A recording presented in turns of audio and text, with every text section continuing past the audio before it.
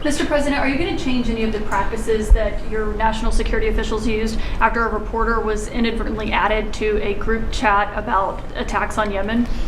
Well, I think it's a question I've been asked now, and I've given a few answers, and they've all been the same.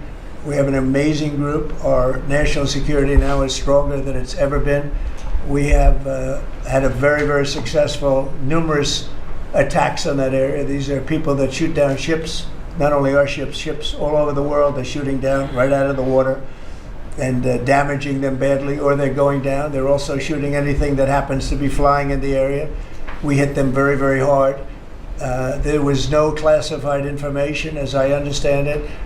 They used a app, if you want to call it an app, that a lot of people use, a lot of people in government use, a lot of people in the media use. And I think I'll ask Mike. Mike is here. Do you want to respond to that, please? Yes, Mr. President. You asked about lessons. I think there's a lot of journalists in this city who have made big names for themselves, making up lies about this president, whether it's the Russia hoax or making up lies about Gold Star families. And this one in particular, I've never met, don't know, never communicated with, and we are looking into and reviewing how the heck he got into this room. But I'll tell you what, the world owes President Trump a favor. Under Biden, global shipping was shut down. Pinprick attacks, months between them, our destroyers being fired upon dozens of times.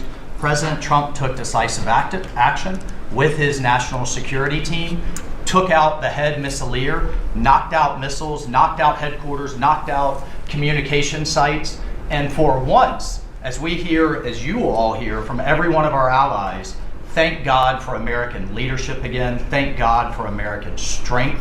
You're welcome, world.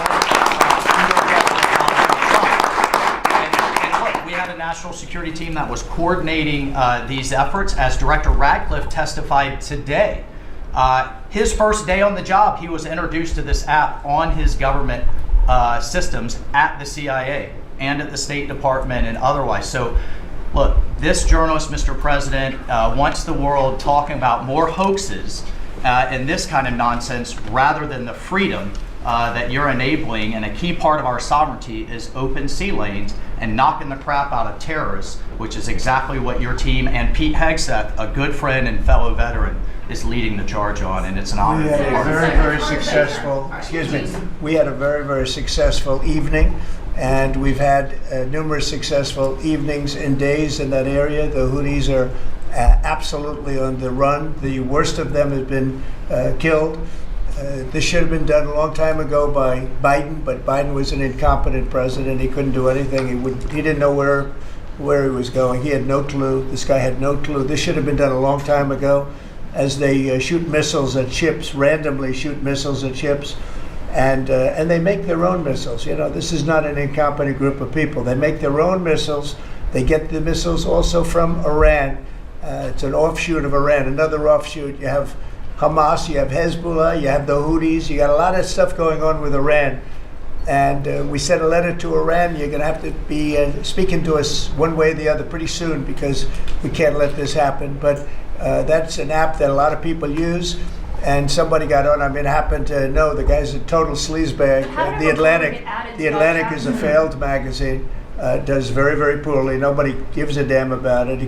This gives it a little bit of a shot. And I will tell you this: that they've made up more stories, and they're just a failing magazine. The public understands that. He's a very good man. That man is a very good man right there that you criticize so strongly. Did he make a mistake? He's a very good man. And he will continue to do a good job. In addition to him, we had very good people in that meeting, and those people have done a very, very effective job. And you're going to see it. And it goes on, by the way. It's going to go on.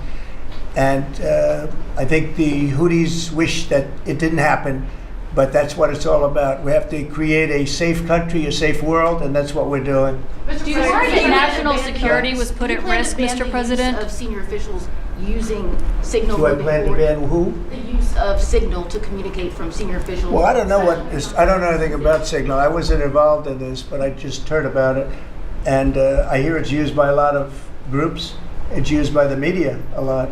It's used by a lot of the military, and I think successfully. But sometimes somebody can get onto those things. That's one of the prices you pay when you're not sitting in the situation room with no phones on, which is always the best, frankly. But the best is to be there. In fact, oftentimes I've been in fact, just last week I was in the situation room with something very important, and we had a couple of people hooked up by line, and I said, cancel the line. Sorry, fellas, what you do is we'll tell you all about the meeting, because I know people do get on those lines, whether it's Signal or anything else.